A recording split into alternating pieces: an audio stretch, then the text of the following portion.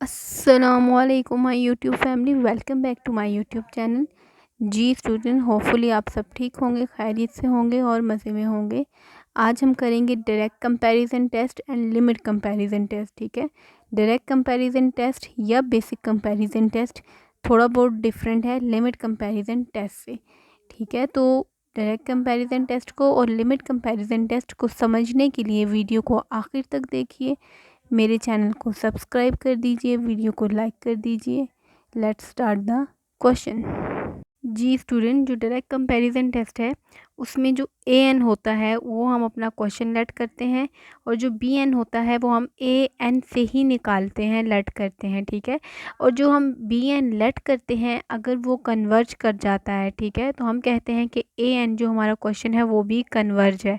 Okay, again समझ लीजिए कि ए एन जो होता है वो गिवन क्वेश्चन होता है, उससे हम बी एन जो है वो निकालते हैं, क्वेश्चन में से ही निकालते हैं। ठीक है, और जो बी एन निकाल के हमारे पास जो क्वेश्चन आता है, ये जो टर्म आती है, अगर उसके ऊपर कन्वर्ज हो रहा है, मतलब कि बी एन जो है उसके ऊपर जब हम लिमिट अप्लाई कर रहे हैं तो वो कन्वर्ज हो रहा है, तो हम कहते हैं कि ए एन भी कन्वर्ज कर जाएगा। ओके, तो क्वेश्चन है आपका 1/1 एन और 3 की पावर एन। ठीक है, ये आपका क्वेश्चन है, दैट्स कॉल्ड ए एन। अब इसमें से मैं क्या करती हूँ, 1/3 की पावर एन। ठीक है, 1/3 की पावर एन मैं क्या कर लेती हूँ, इसको मैं बी एन लेट कर देती हूँ। मैं कहती हूँ इस क्वेश्चन में से 1/3 की पावर एन जो है वो मैंने क्या किया है, वो बी एन लेट कर लेंगे। ठीक है, अब क्वेश्चन यहाँ अक्सर स्टूडेंट्स करते हैं कि हमें कैसे पता चलेगा कि हमने बी एन ये कंसिडर करना है। तो जब आप क्वेश्चंस करेंगे, प्रैक्टिस करेंगे, तो ये खुद ही चीज़ें समझ में आ जाती हैं। ठीक है, अब इसमें हम क्या करेंगे कि ये 1/3 की पावर एन, इसकी होल पावर एन कर देते हैं। ठीक है, अगर आप ज्योमेट्रिक सीरीज़ से वाकिफ़ हैं, अगर आपको ज्योमेट्रिक सीरीज़ के बारे में कोई भी इन्फॉर्मेशन है, तो हम उसमें क्या करते हैं कि कुछ भी टर्म की पावर एन, तो इट्स मीन कि जो 1/3 है हम उसको क्या कहते हैं कि that's called a common ratio. मतलब कि सीरीज़ के दरमियान, मतलब कि 1/3 की पावर एन है तो यहाँ 1 डाला, तो 1/3 की पावर 2 है, तो मतलब इनकी जो कॉमन रेशियो है वो आपके पास अगर लेस देन 1 आएगी, मतलब कि जिस तरह ये 1/3 है, ये इसकी पावर एन है, इसके अंदर अगर हम n is equal to 1 2 3 4 up to so on put करेंगे, ठीक है, और इनकी दो किसी टर्म्स के दरमियान कॉमन रेशियो निकालेंगे और वो कॉमन रेशियो लेस देन 1 होगी, तो आपकी जो ज्योमेट्रिक सीरीज़ है वो कन्वर्ज कर जाएगी। तो इट्स मीन कि 1/3 जो है इसकी पावर एन, इसकी जो सीरीज़ का कॉमन रेशियो है वो हमारे पास 1/3 है, विच इज़ लेस देन 1। ठीक है, तो हम कहेंगे कि बी एन हमारा कन्वर्ज कर गया। तो जब बी एन हमारा कन्वर्ज कर गया तो इट्स मीन दैट कि ए एन भी आपका कन्वर्ज कर गया। तो that's called a direct comparison test और limit comparison test. Student, direct comparison test के सेकंड क्वेश्चन में आते हैं, n-1 n की पावर 4 + 2। जब इस तरह की अलजेब्रिक टर्म हो तो हम क्या करते हैं, हम सेपरेट में n/n4 अगर लिखें तो इट विल बिकम n/3। तो ये हम बी एन लेट कर लेंगे। ठीक है, जिस तरह पीछे पावर वाला था 1 की पावर 3 1/3 की पावर n, तो हमने वो लेट कर लिया। इस तरह के क्वेश्चन हो तो उस तरह की लेट करते हैं, अगर अलजेब्रिक हो तो हम रेशो निकाल लेते हैं।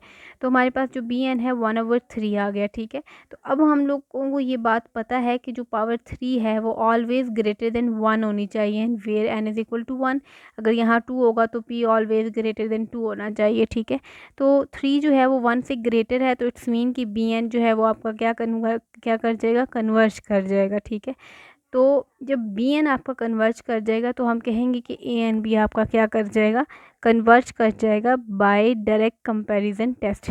ठीक है, अच्छा जी, अगर हम अगले क्वेश्चन की तरफ आएँ तो √n और नीचे √n² + 3 है। ठीक है, तो अगर हम अंडर रूट के अंदर n/n² निकालते हैं, ठीक है, तो हमारे पास से कैंसिल होकर 1/√n आएगा, जिसको हमने बी एन जो है वो कंसीडर कर लिया। अब यहाँ की पे एन की पावर जो है वो 1/2 आ रही है, अंडर रूट है ना, तो इट्स मीन कि 1/2 है, विच इज़ लेस देन 1।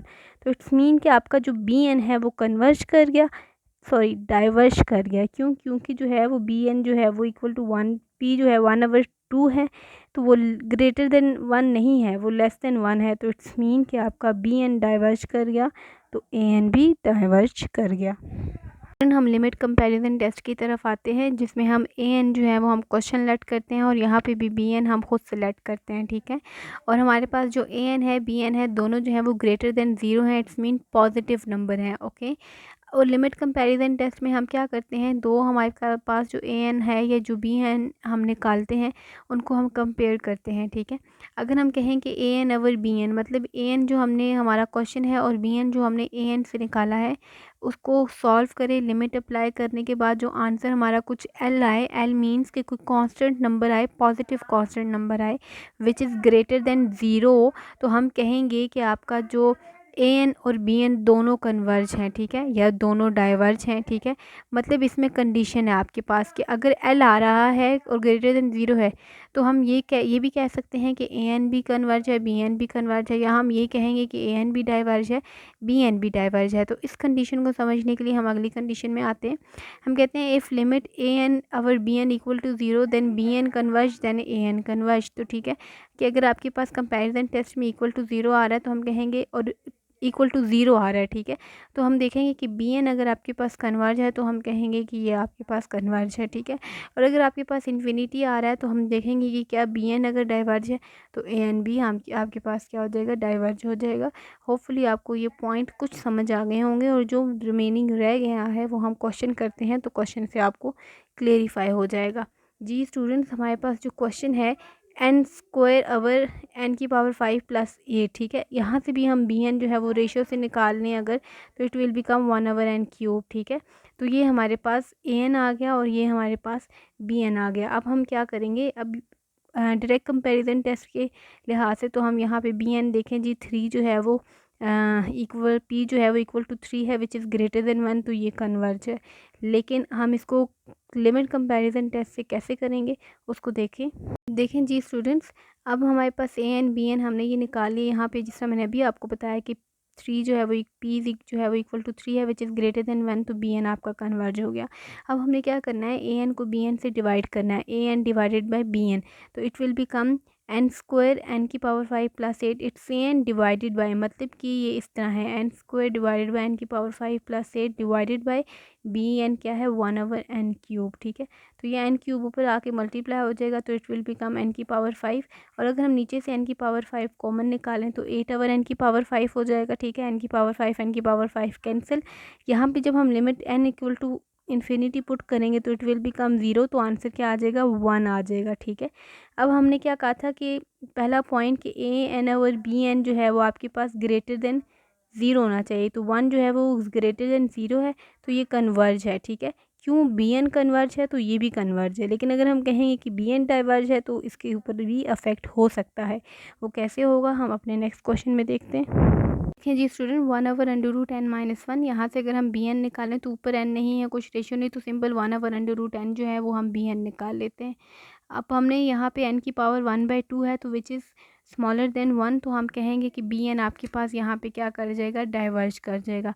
अब बाय लिमिट कंपैरिजन टेस्ट में हम क्या करते हैं, यहाँ तक तो काम हमने डायरेक्ट कंपैरिजन की तरह ही किया। फिर हम क्या करते हैं, ए एन को बी एन से डिवाइड करते हैं। आफ्टर डिवीजन सॉल्व करने के बाद अंडर रूट एन ऊपर चला गया तो ये टर्म आ गई, अंडर रूट एन हमने कॉमन निकाल लिया, तो आपके पास क्या आ गया, 1 minus 1 over under root n, ठीक है। ये आपके पास 0 हो गया तो आंसर आपके पास 1 माइनस 1 माइनस 0 इक्वल टू 1 आ गया। अभी जो हमने पिछला क्वेश्चन किया था उसमें भी आंसर 1 आया था, लेकिन हमने कहा था कि A N over B N जो है वो इक्वल टू किसी भी कांस्टेंट नंबर, मतलब 1 है विच इज़ ग्रेटर देन 0, उसको कन्वर्ज होना चाहिए। लेकिन जब हम 3 पॉइंट्स पढ़ रहे थे उसमें हमने देखा था कि अगर जो है वो ग्रेटर देन 0 आ जाता है तो या तो वो कन्वर्ज होगा या तो वो डाइवर्ज होगा। तो कन्वर्ज तब होगा जब आपका बी एन कन्वर्ज होगा, और अगर डाइवर्ज तब होगा जब आपका बी एन डाइवर्ज होगा। तो यहाँ पे बी एन डाइवर्ज है लेकिन लिमिट कंपैरिजन टेस्ट में ये कन्वर्ज आ रहा है, लेकिन बी एन डाइवर्ज है तो ये भी डाइवर्ज हो जाएगा। कंपैरिजन का अगला क्वेश्चन देखते हैं, 2n+3 5n+5, ठीक है, पावर n। तो हमने यहाँ से बी एन जो निकाला, हम क्या करेंगे, 2n ओवर 5n की पावर n, तो मतलब n से कैंसिल हो जाएगा लाइक दिस, n से कैंसिल हो गया तो 2 ओवर 5 की पावर n हमने बी एन निकाल लिया। अब बी एन यहाँ पे हम देखें, मैंने आपको पीछे भी बताया है डायरेक्ट कंपैरिजन टेस्ट में कि जब कोई इस तरह की टर्म हो जिसकी पावर n हो तो हम ज्योमेट्रिक सीरीज़ अप्लाई करते हैं। तो जब हमने ज्योमेट्रिक सीरीज़ से इसकी कॉमन रेशियो की बात की तो 2 ओवर 5 इसकी कॉमन रेशियो है विच इज़ लेस देन 1, ठीक है। लेस देन 1 है तो आपके पास क्या होगा, कन्वर्ज होगा। तो ज्योमेट्रिक सीरीज़ में r अगर लेस देन 1 है तो कन्वर्ज है, और अगर आर ग्रेटर देन 1 है तो डाइवर्ज है, ठीक है। तो ये ज्योमेट्रिक सीरीज से बी एन आपका क्या हो गया, कन्वर्ज हो गया। अब कंपैरिजन टेस्ट में हम ए एन को बी एन से डिवाइड करेंगे, ठीक है। होल रेशो हमने एन ले ली, और ये जो 5/2 है ये ऊपर जाके 2/5 जो है ऊपर जाके 5/2 होके मल्टीप्लाई हो जाएंगे अंदर, ठीक है।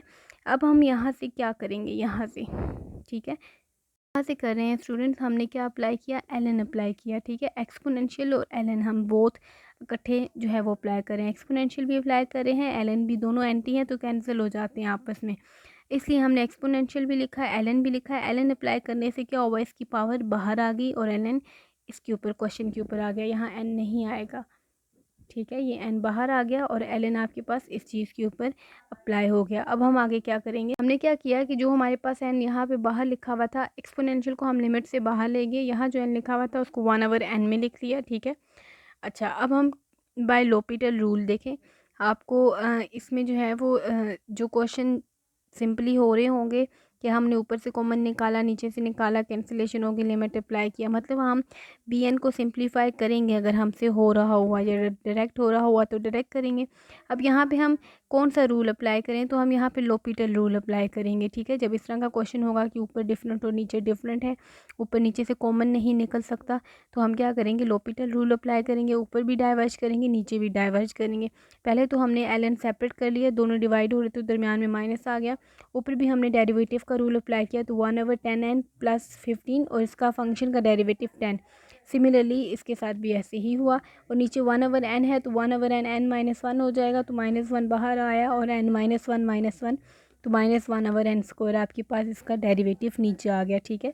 अब हम क्या करेंगे, ये एक्सपोनेंशियल और लिमिट साथ आ रही है, ठीक है, ये हमने साथ लिखनी है।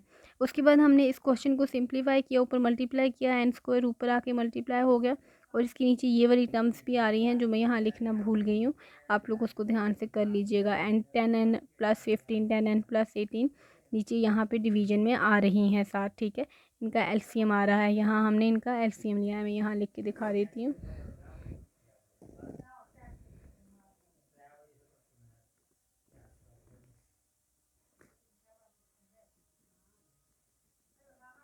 ठीक है, ये हमने यहाँ एलसीएम लिया, तो एलसीएम के ऊपर वाली टर्म आ गई, वो नीचे डिवीजन में हमारे पास आ रही हैं, जिस तरह ये मैंने आखिर में आके लिख दी हैं, ठीक है। अब हमने नीचे वाली टर्म्स को भी आपस में मल्टीप्लाई किया, तो हमारे पास कुछ इस तरह की क्वाड्रेटिक आ गई, ऊपर से भी n², नीचे से भी n² कॉमन निकाला, कैंसिलेशन हो गई, तो 70/100 बचेगा, क्योंकि ये भी 0 हो गया, ये भी 0 हो गया। तो एक्सपोनेंशियल 7/10, एक्सपोनेंशियल की पावर 7/10 ग्रेटर देन 0 आ रहा है, तो इट्स मीन कि आपके पास a n by b n converge कर रहा है। क्यों कन्वर्ज कर रहा है, कि आपका बी एन भी कन्वर्ज किया था इस लिमिट कंपैरिजन के क्वेश्चन में। होपफुली आपको डायरेक्ट कंपैरिजन और लिमिट कंपैरिजन टेस्ट समझ आ गया होगा, लेकिन अगर कोई भी आपको मसला है तो आप मुझे बता सकते हैं, ठीक है। I will solve your all problem. Allah हाफिज़ स्टूडेंट्स।